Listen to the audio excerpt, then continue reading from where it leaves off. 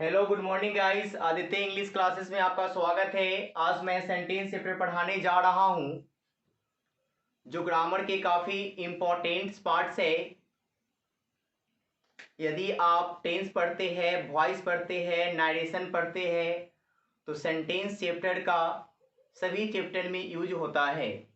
यदि आपको sentence chapter पूर्ण रूप से पता नहीं हो तो सभी चैप्टर में प्रॉब्लम क्रिएट होती है।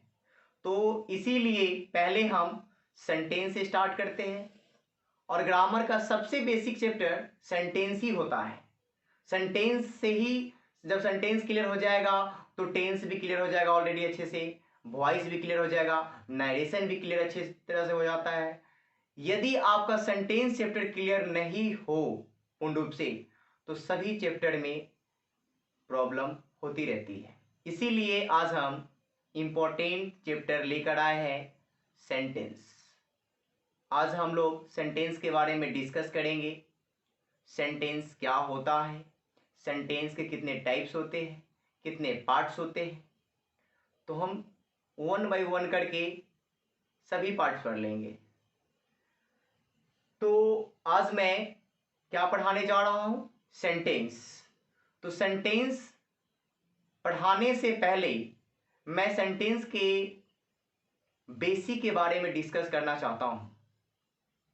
यदि आपका कॉन्सेप्ट बेसिक में भी बहुत क्लियर हो जाती है, जब तक कोई भी चैप्टर का बेसिक क्लियर कॉन्सेप्ट नहीं होगा तो प्रॉब्लम हमेशा आती रहती है, हमेशा।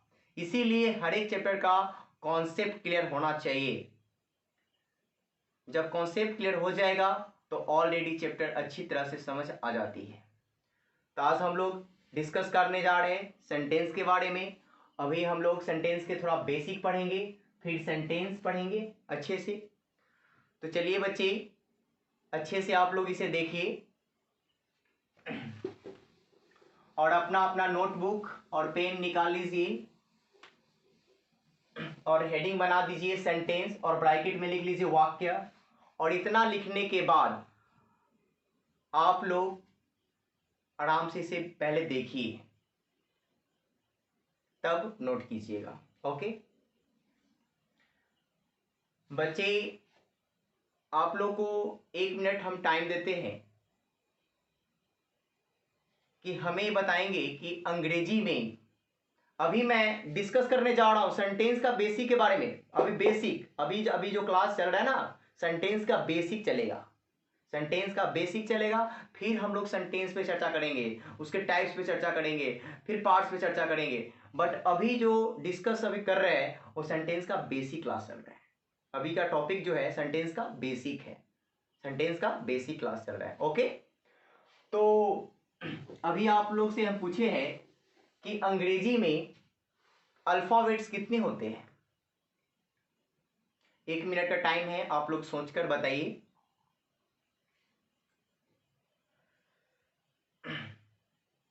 देखिए बच्चे, अंग्रेजी में अल्फाबेट 1 होता है, अंग्रेजी में अल्फाबेट 1 होता है और लेटर 26 होते हैं। बहुत सारे बच्चे मेरे क्लास में भी बैठे रहते हैं और जब हम सेंटेंस चैप्टर जब मैं पढ़ा रहा था तो कुछ बच्चे से पूछिए कि भाई अल्फाबेट कितने होते हैं, तो बहुत सारे बच्चे जवाब दिए थे कि सर अल्फाबेट 26 होते हैं। बट ऐसा नहीं होता है, अल्फाबेट 1 होता है, लेटर्स 26 होते हैं। तो एक एक पार्ट, एक एक चीज सीखेंगे। बेसिक का मतलब ही होता है कि एक एक चीज क्लियर करके आगे बढ़ना, तभी जाके आप अच्छी तरह से जो चैप्टर है वो क्लियर हो पाएगी। तो अभी हम क्या पढ़ रहे थे, अल्फाबेट कितने होते हैं 1। कोई अगर पूछे अल्फाबेट कितने तो 1, लेटर्स कितने 26। तो आप लोगों को क्लियर हो गया होगा कि अल्फाबेट कितने होते हैं अंग्रेजी में 1, लेटर्स कितने होते हैं 26। उसके बाद हम बात करते हैं कि आप लोग बताइए कि वॉवेल कितने होते हैं। वॉवेल तो सबको पता ही होगा, A E I O U, right, A E I O U. और जो बच गया कॉन्सोनेंट, है कि नहीं, 26 यहाँ पे 26 लेटर होते हैं और 26 लेटर में 5 क्या होते हैं, 5 क्या होते हैं, वॉवेल, सॉरी 5 क्या होते हैं, वॉवेल्स। जो बच गया वो कॉन्सोनेंट हो जाता है। यानी 21 क्या होता है, कॉन्सोनेंट। 21 क्या हो जाता है, कॉन्सोनेंट, और 5 क्या हो जाता है, वॉवेल्स। टोटल मिला दीजिए तो 26 लेटर हो गया ना, यानी 5 वॉवेल और 21 कॉन्सोनेंट। तो अभी हमने सीखा कि अल्फाबेट 1 होता है अंग्रेजी में, लेटर्स 26 होते हैं, वॉवेल 5 होता है और कॉन्सोनेंट 21। वॉवेल 5 में कौन कौन, ए, ई, आई, ओ, यू। जो बच गया वो सब क्या हो गया, कॉन्सोनेंट।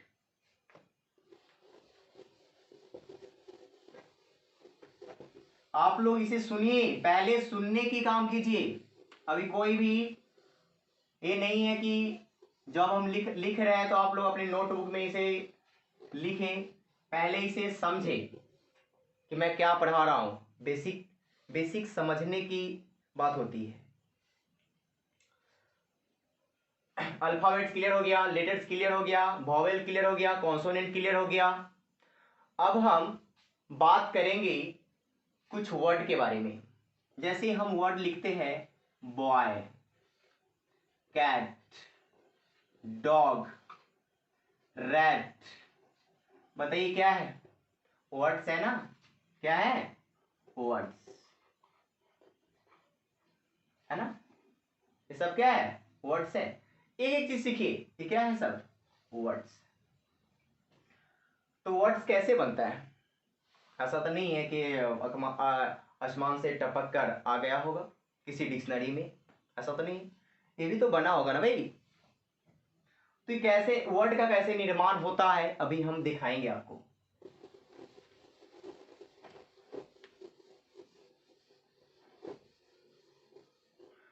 तो कोई भी वर्ड ले लेते हैं, जैसे मैं यहाँ पे हम लिखे थे ना भी कि BOY, बॉय मतलब लड़का। तो अगर मान लो कि हम यहाँ पे लिखते हैं बी, क्या मेरा वर्ड कंप्लीट हो जाता है क्या, ये तो एक लेटर है। तो जब भी वर्ड बनता है तो ग्रुप में होता है, जैसे में BO, ox, box, BAT, bat. ये सब क्या है, एक लेटर में है कि ग्रुप में है, तो ग्रुप में है। तो ग्रुप किसका है, लेटर का है ना। कैसे ग्रुप का लेटर है वो भी देख लीजिए। अगर हम लिखे DOG, डॉग मतलब कुत्ता, इसमें कितने लेटर है, 1 2 3। इसमें कितने लेटर्स है, 3 लेटर्स है। कितने लेटर्स है, 3 लेटर्स है। तो जब वर्ड बनता है, जब तक लेटर्स का ग्रुप नहीं बनेगा वर्ड नहीं बनेगा। जैसे यहाँ पे DOG, डॉग, डॉग मतलब कुत्ता, इसमें क्या है 1 2 3, इसमें 3 लेटर्स है ना, तो क्या हुआ, ग्रुप ऑफ लेटर्स हुआ ना, ग्रुप ऑफ लेटर्स, अक्षरों का समूह है कि नहीं, तब जाकर एक वर्ड बनता है। तो वर्ड कैसे बनता है भाई, वर्ड कैसे बनता है, तो वर्ड कैसे बनता है, तो पहले तो लेटर आता है भाई, लेटर आया, पहले तो लेटर आया, लेटर आया, फिर हम लेटर से क्या बनाते हैं, वर्ड बनाते हैं। वर्ड जब बनता है तो उसमें ग्रुप ऑफ लेटर्स होता है। एग्जांपल देख लीजिए, यहां पे हम लिखे कैट, कैट, कैट लिखना है CAT, कैट, कैट मतलब बिल्ली, तो CAT, इसमें कितने लेटर्स है, तो पहले तो सी जो है एक लेटर है, उसके बाद फिर भी ए भी लेटर है, ए भी लेटर है, तो कि 1 2 3, इसमें 3 लेटर्स है, 3 लेटर्स है ना, तो 3 लेटर्स मिलकर एक क्या बना, वर्ड बना। तो लेटर से क्या बनता है, वर्ड, वर्ड बनाने के लिए क्या चाहिए, ग्रुप ऑफ लेटर्स। तो पता हो गया होगा वर्ड का कैसे निर्माण होता है, वर्ड का कैसे निर्माण होता है, ग्रुप ऑफ लेटर से। वर्ड का कैसे निर्माण होता है? ग्रुप ऑफ लेटर से। कोई आपसे पूछे कि वर्ड कैसे बनता है तो उसे बताइए ग्रुप ऑफ लेटर से वर्ड बनता है। पहले लेटर आता है फिर एक वर्ड बनता है। तो जब वर्ड बनता है तो उसमें जरूर 1 2 3 जब वर्ड मिलता है तभी जाकर एक पूर्ण रूप से एक वर्ड बनता है। ठीक है, तो वर्ड बनाने का प्रक्रिया आपको पता ही हो गया होगा। लेटर से वर्ड बनता है, वर्ड बनाने के लिए ग्रुप ऑफ लेटर्स चाहिए। चलिए ठीक है, अब हम सेंटेंस के बारे में डिस्कस करेंगे। कहने का मतलब है, अब ये देखिए यहाँ पे लेटर, अभी पहले इसको देख लीजिए अच्छे से। लेटर से क्या बना, अभी सीखा है ना। लेटर से क्या बनता है? वर्ड। वर्ड से क्या बन सकता है? सेंटेंस। और सेंटेंस बनाने के लिए क्या चाहिए? A group of words.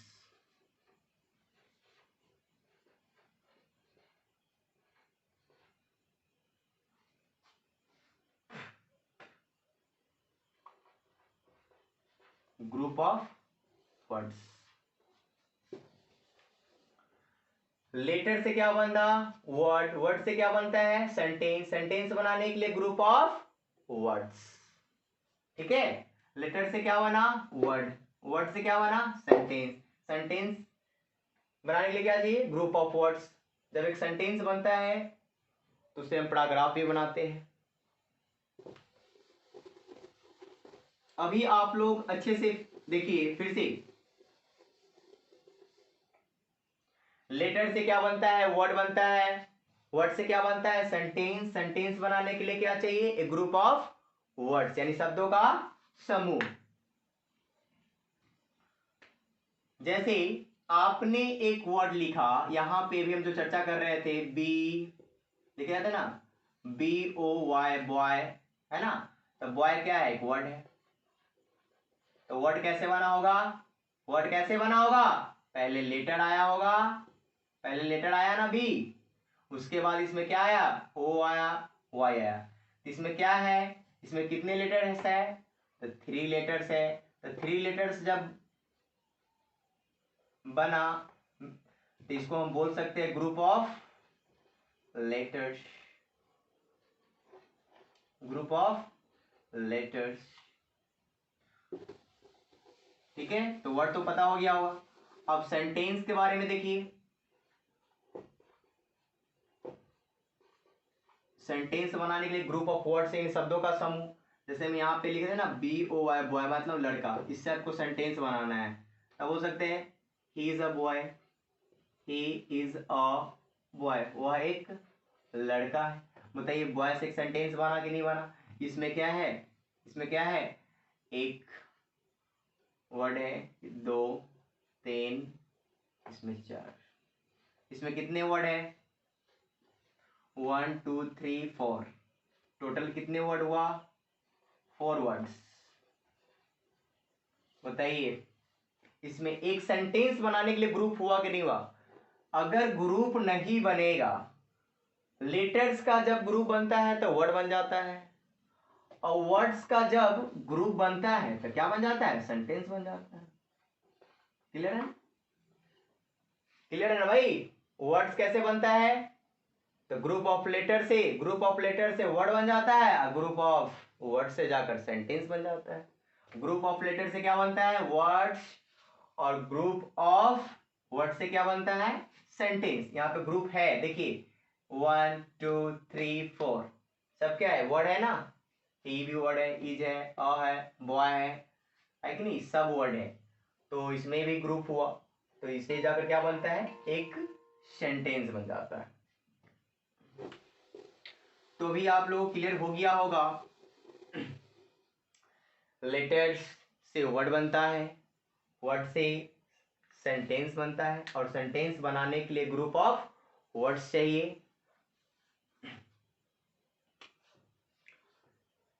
ठीक है, उसके बाद हम देखेंगे जब कोई भी सेंटेंस हम जब लिखते हैं तो उसमें 3 चीज जरूर होता है।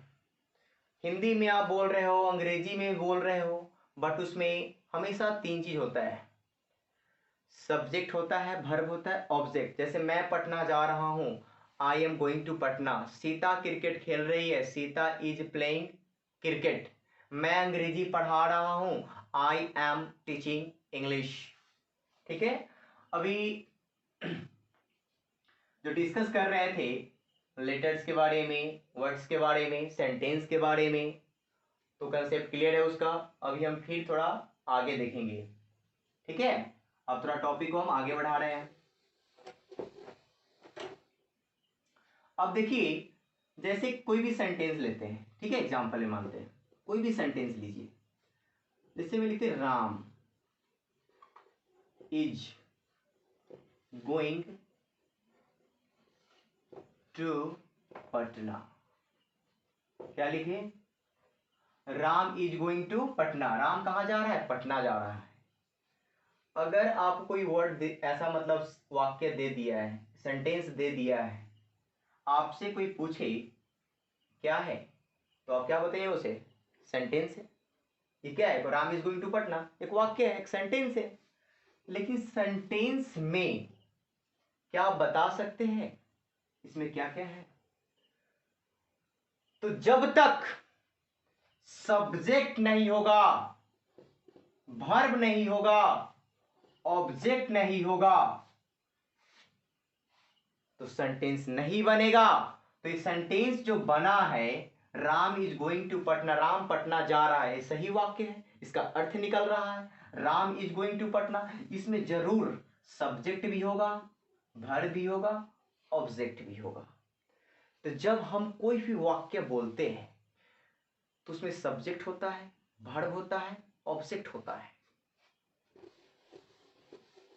तो हम कोई भी वाक्य बनाने के लिए हमें चाहिए सब्जेक्ट, वर्ब चाहिए, ऑब्जेक्ट चाहिए, तब जाकर एक वाक्य बन जाता है।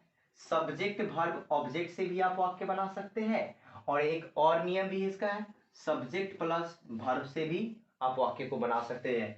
Subject plus verb plus object से भी वाक्य बन जाता है, और सब्जेक्ट प्लस वर्ब से भी वाक्य बन जाता है। तो दोनों का एग्जांपल बताएंगे।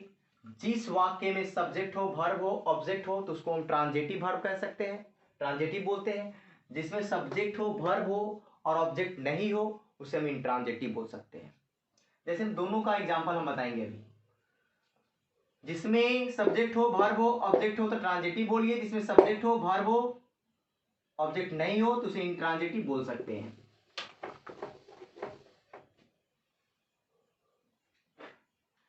अब देखिए, अभी हम जो बात कर रहे थे, सब पहले तो बात करेंगे सब्जेक्ट, वर्ब और ऑब्जेक्ट के बारे में। ठीक है, अभी हम सब डिस्कस करेंगे, सब्जेक्ट क्या होता है, वर्ब क्या होता है, ऑब्जेक्ट क्या होता है, एक एक चीज हम डिस्कस करेंगे, क्योंकि बेसिक क्लास चल रहा है। तो बेसिक में सीखना क्या होता है भाई, यही तो सीखना है, तब तो जाके क्लियर होगा। बेसिक का मतलब ही होता है कि एक एक पार्ट सीखना, एक एक चीज सीखना। ओके, तभी हम बात कर रहे थे किसी वाक्य, जब कोई सेंटेंस जब लिखते हैं या बोलते हैं तो उसमें चाहिए सब्जेक्ट चाहिए, वर्ब चाहिए, ऑब्जेक्ट चाहिए। Subject plus verb plus object से भी वाक्य बन जाता है, और सब्जेक्ट प्लस वर्ब से भी वाक्य बन जाता है। तो इससे पहले एक वाक्य बनाते हैं, I am teaching English. I am teaching English, मैं अंग्रेजी पढ़ा रहा हूं। बताइए, इसमें सब्जेक्ट है, इसमें वर्ब है, इसमें ऑब्जेक्ट है कि नहीं है? सब्जेक्ट है, वर्ब है, ऑब्जेक्ट है, वाक्य बन गया, सही वाक्य है। इसे अब ट्रांजिटिव हो सकते हैं। अब सब्जेक्ट प्लस वर्ब से भी हम बनाते हैं, मैं पढ़ाता हूं, आई टीच। बताइए, सब्जेक्ट है, वर्ब है, ऑब्जेक्ट नहीं है, फिर भी तो सेंटेंस बन रहा है ना। ऐसा नहीं है कि जिसमें सब्जेक्ट होगा, वर्ब होगा, ऑब्जेक्ट होगा तब सेंटेंस बनेगा, और जिसमें सब्जेक्ट हो प्लस वर्ब हो तो सेंटेंस नहीं बनेगा, ऐसा नहीं है। जिसमें सेंटेंस, सॉरी आई मीन कहने का मतलब, जिसमें सब्जेक्ट हो, वर्ब हो, ऑब्जेक्ट हो तो उससे भी वाक्य बनाते हैं, और जब सब्जेक्ट हो, वर्ब हो, उससे भी वाक्य बनाते हैं। क्लियर है? कॉन्सेप्ट क्लियर हो गया होगा? जब कोई भी हम वाक्य लिखते हैं तो उसमें सब्जेक्ट होगा, वर्ब होगा, ऑब्जेक्ट होगा, तब जाकर एक सेंटेंस बनता है।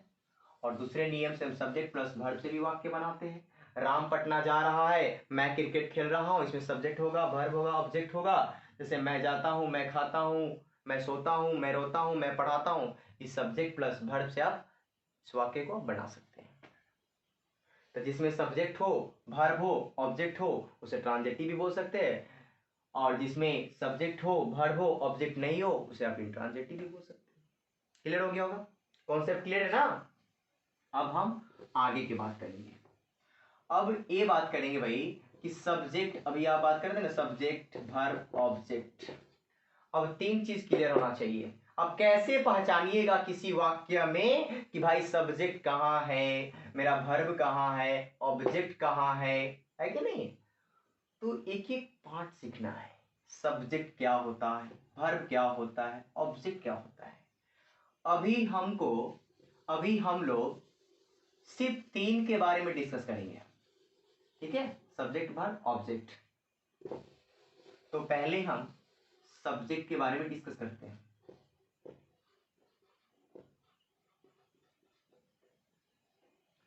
सब्जेक्ट क्या होता है? आप लोगों को पता है भाई? सब्जेक्ट क्या होता है?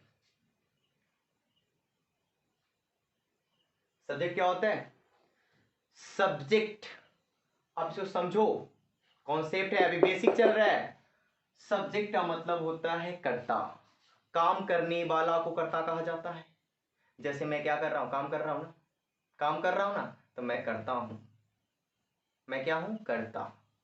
आप सुन रहे हो ना? आप भी सब्जेक्ट ही है। आपका जो नाम है वो सब्जेक्ट है। सब्जेक्ट, अब सब्जेक्ट जो होता है, सब्जेक्ट नाउन भी हो सकता है, प्रोनाउन भी हो सकता है, ठीक है? इन्फिनिटिव भी हो सकता है। यानी सब्जेक्ट नाउन भी हो सकता है, प्रोनाउन भी हो सकता है, इन्फिनिटिव भी हो सकता है कि नहीं है? लेकिन अभी हम सब्जेक्ट के बारे में डिस्कस जो करने जा रहे हैं, इसको अच्छे से समझिए कि सब्जेक्ट होता क्या है। इतने अच्छे से समझिए कि जिंदगी में कभी भी सब्जेक्ट का प्रॉब्लम ना आए। कहीं भी सेंटेंस देखो, सेंटेंस में सब्जेक्ट सीधा फाइंड आउट कर सकते हो, खोज सकते हो। देखिए सब्जेक्ट क्या होता है? जिसके बारे में कुछ कहा जाता है उसी को हम सब्जेक्ट कहते हैं। जिसके बारे में कुछ कहा जाता है उसे क्या कहते हैं? सब्जेक्ट। ठीक है? एक छोटा सा एग्जांपल लेते हैं। राम पटना जा रहा है। कौन पटना जा रहा है? राम।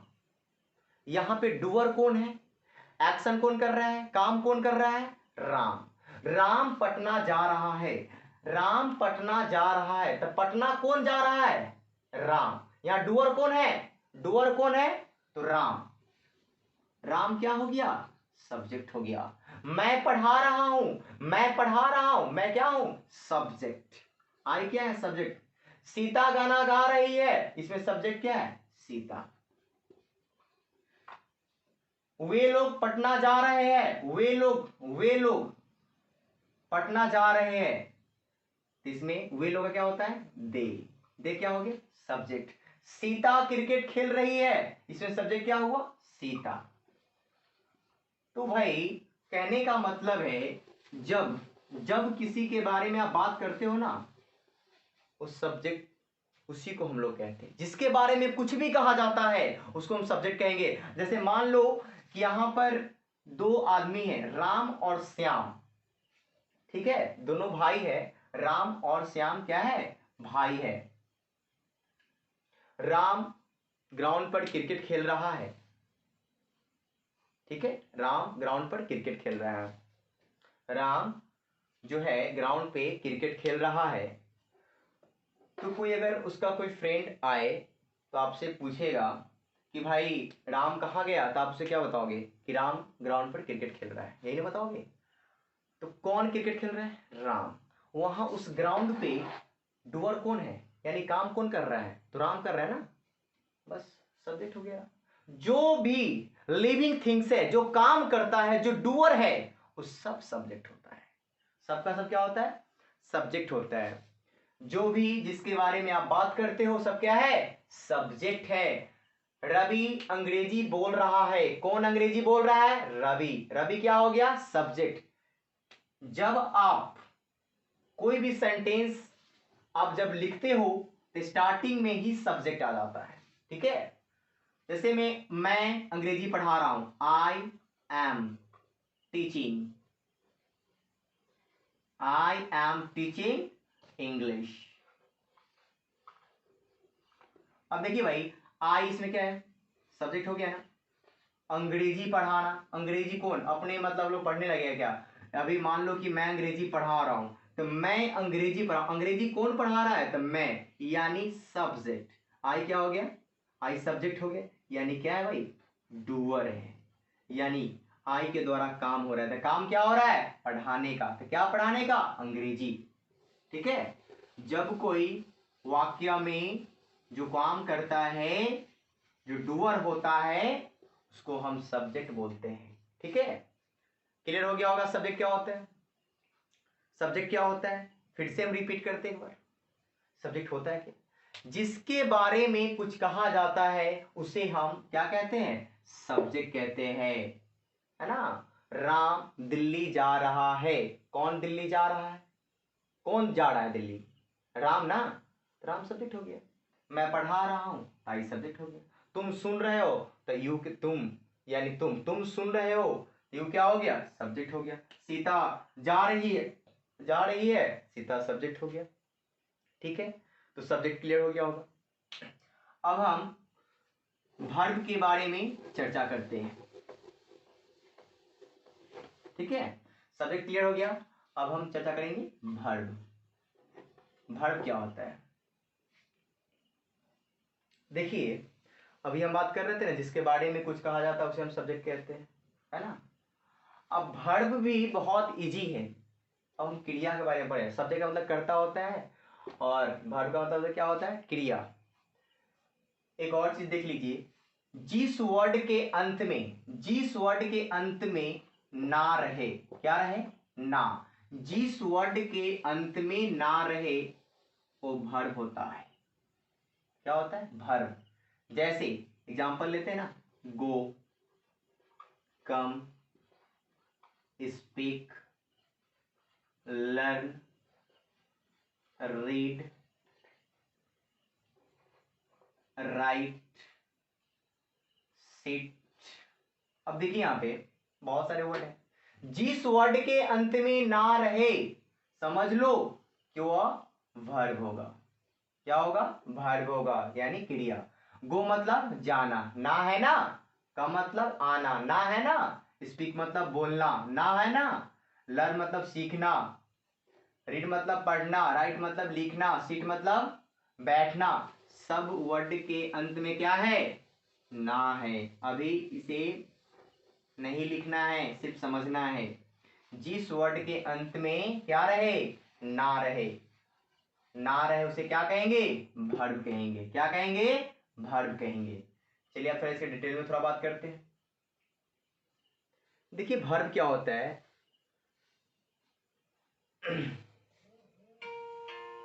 देखिए अभी जो हम वर्ब के बारे में जो डिस्कस करने जा रहे हैं, एक छोटी सी एग्जांपल पहले लेते हैं। ठीक है, मैं अंग्रेजी पढ़ा रहा हूं, आई एम टीचिंग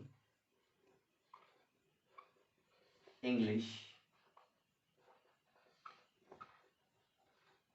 बताइए, आई तो पता ही होगा, सब्जेक्ट है। एम टीचिंग क्या है? वर्ब है, इधर ऑब्जेक्ट हो गया। सब्जेक्ट के द्वारा जो काम हो रहा है, सब्जेक्ट के द्वारा क्या काम हो रहा है? सब्जेक्ट आई है ना, तो आई कोई काम कर रहा है? बताइए, आई कोई काम कर रहा है? यहां पे क्या काम कर रहा है? मैं अंग्रेजी पढ़ा रहा हूं, यानी मैं, मेरे द्वारा कुछ काम हो रहा है क्या? हाँ, क्या हो रहा है? मेरे द्वारा क्या काम हो रहा है? पढ़ाना। क्या पढ़ाना? अंग्रेजी। तो पढ़ाना, ना वाला वर्ड देखिए आया ना, टीचिंग, ना, वर्ब। क्या होगा? वर्ब। देखिए, आई के द्वारा जो काम होता है, यानी सब्जेक्ट के द्वारा किए गए काम को हम वर्ब बोल सकते हैं। जब सब्जेक्ट होगा और सब्जेक्ट कुछ ना कुछ करेगा तो काम करेगा ना। जैसे मान लो कि हम यहां पे खड़े हैं, चुपचाप खड़े हैं और हंस रहे हैं, तो मेरे द्वारा क्या हो रहा है, काम क्या, मेरे द्वारा क्या काम होने का काम हो रहा है, हम क्या कर रहे हैं, हंस रहे हैं। तो हंसना, तो हंस कौन रहा है, हंसना। हंसना का मतलब क्या होता है, लाफ। इसका वर्ड क्या होता है, LAUGHF, लाफ। लाफ मतलब हंसना। तो हंसना, मैं हंसता हूं, आई लाफ। तो मेरे द्वारा काम क्या हो रहा है, हंसने का ना। यानी सब्जेक्ट के द्वारा किए गए काम को आप वर्ब बोल सकते हो, उसे आप वर्ब कह सकते हैं। ठीक है, सब्जेक्ट के द्वारा किए गए काम को आप क्रिया कह सकते हो। जब सब्जेक्ट होगा, सब्जेक्ट के द्वारा जो कुछ भी काम होगा, कोई भी काम होगा, आप उसे वर्ब बोल सकते हो। मैं अंग्रेजी बोलता हूं, मैं अंग्रेजी बोलता हूं, मैं अंग्रेजी बोलता हूं। मेरे द्वारा क्या हो रहा है, मैं सब्जेक्ट हूं, मेरे द्वारा काम क्या हो रहा है, बोलना। ये क्या हो गया, स्पीक। यहां पे बोलना जो वर्ड क्या है, ये वर्ब है ना। फिर से देखिए, सीता अंग्रेजी लिख रही है, सीता अंग्रेजी लिख रही है। Sita is writing English. Sita क्या हो गया, सब्जेक्ट, राइटिंग, यानी सीता के द्वारा काम क्या हो रहा है, लिखने का। राइटिंग क्या हो गया, वर्ब। क्या लिख रही, अंग्रेजी, क्या हो गया, ऑब्जेक्ट। ठीक है, जब सब्जेक्ट कोई भी काम करेगा, जब सब्जेक्ट होगा वो कुछ ना कुछ करेगा, जो काम करेगा उसी को आप क्रिया बोल सकते हो। ठीक है, जैसे मान लो कि अभी आप क्या कर रहे हो, वीडियो देख रहे हो। तो वीडियो देख रहे हो, तो वीडियो देखने वाला कोई ना कोई व्यक्ति होगा। जैसे मैं आपको मान लेते एग्जांपल में राम होगा, किसी ना किसी बच्चे का राम होगा ना। अब राम क्या कर रहा है, अपना मोबाइल लिया हुआ है और वीडियो देख रहा है। तो इसके द्वारा काम क्या हो रहा है बताइए, वीडियो देखने का ना। तो इसके द्वारा कुछ काम हो रहा है, इसके द्वारा कुछ वर्क हो रहा है, क्या एक्शन हो रहा है ना, कुछ ना कुछ वर्क हो रहा है ना। तो देखने का, वीडियो देखने का। तो देखना, राम के द्वारा काम क्या हो रहा है, देखना। तो देखना क्या हो गया, वर्ब हो गया ना। मैं सो रहा हूं, मैं हूं, और काम अभी क्या होगा, मेरे द्वारा सोने का। तो सोना क्या हो जाएगा, वर्ब। ठीक है, सीता पत्र लिख रही है, सीता क्या हो गया, सब्जेक्ट, और लिखना क्या हो जाएगा, वर्ब हो जाएगा।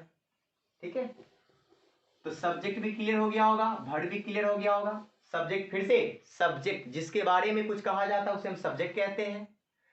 सब्जेक्ट के द्वारा जो काम होता है, ठीक है, उसे वर्ब, यानी कहने मतलब वर्ब बोल सकते हैं।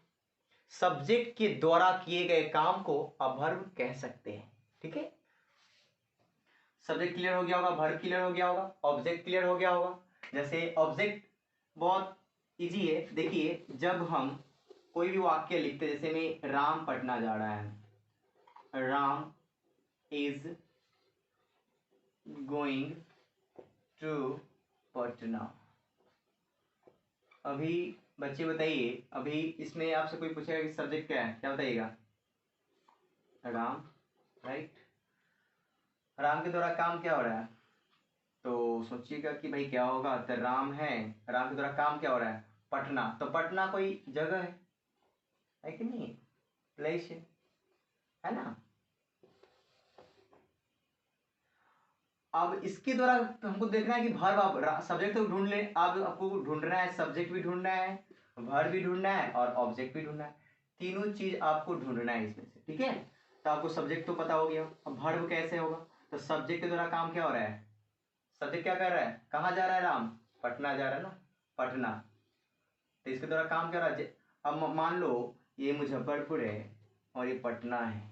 ठीक है, मुजफ्फरपुर से हमको पटना जाना है, तो कैसे जाएंगे, उड़कर चले जाएंगे, वो भी एक तो भर भी हुआ। यहाँ पे मान लो कि राम है, राम को जाना है पटना, तो क्या करेगा, ये कोई ना कोई काम करेगा तब तो जाएगा पटना। ऐसा तो नहीं है कि डायरेक्ट मतलब पटना पहुंच जाएगा, ये कुछ ना कुछ करेगा तब, एरोप्लेन जाए तब, हेलीकॉप्टर जाए तब, या पैदल जाए तब, मोटरसाइकिल, बाइक, किसी चीज से जाए तो कुछ ना कुछ उसको काम करना पड़ेगा, तब जाकर वो है ना कहाँ जाएगा, पटना जाएगा। तो मुजफ्फरपुर से हमको पटना जाना है तब कुछ करना पड़ेगा, यानी वर्क करना पड़ेगा। जो वर्क होगा तो किसके द्वारा होगा, राम के द्वारा वर्क होगा। इसको आप वर्ब बोल सकते हैं। फिर से रिपीट कर दिए वर्ब के बारे में, ठीक है। तो इज गोइंग क्या हो गया, वर्ब हो गया। पटना क्या हो गया, ऑब्जेक्ट हो गया। तो सब्जेक्ट भी क्लियर हो गया, वर्ब भी क्लियर हो गया होगा, ऑब्जेक्ट भी क्लियर हो गया होगा, है कि नहीं।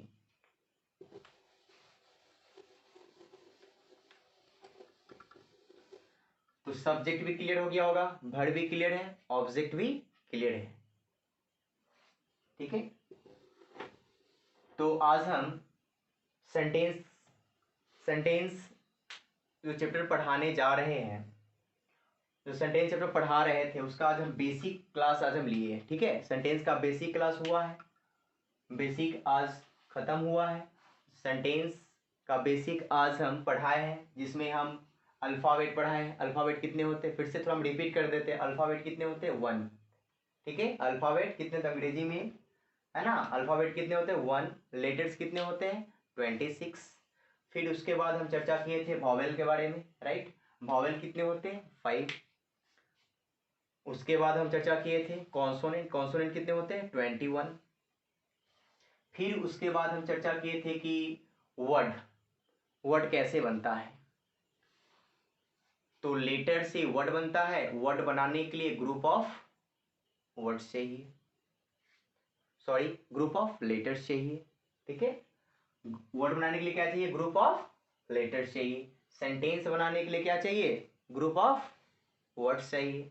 यानी कोई भी जब आप वाक्य लिखते हो तो उसमें सब्जेक्ट भी होगा, वर्ब भी होगा, ऑब्जेक्ट होगा। कहने का मतलब है क्या, उसमें एक वर्ड नहीं, एक वर्ड है ना, एक वर्ड रहता है। जैसे मैं बॉय, बॉय से आप एक वाक्य बनाते हैं तो he is a boy, Ram is a boy, है तो राम इज अ बॉय, इसमें 4 वर्ड है तो जाकर एक वर्ड मतलब एक सेंटेंस बनता है। तो उसमें कितना, ग्रुप ऑफ वर्ड्स हुआ ना, तो ग्रुप ऑफ वर्ड्स होता है तब जाकर एक सेंटेंस बनता है, ठीक है।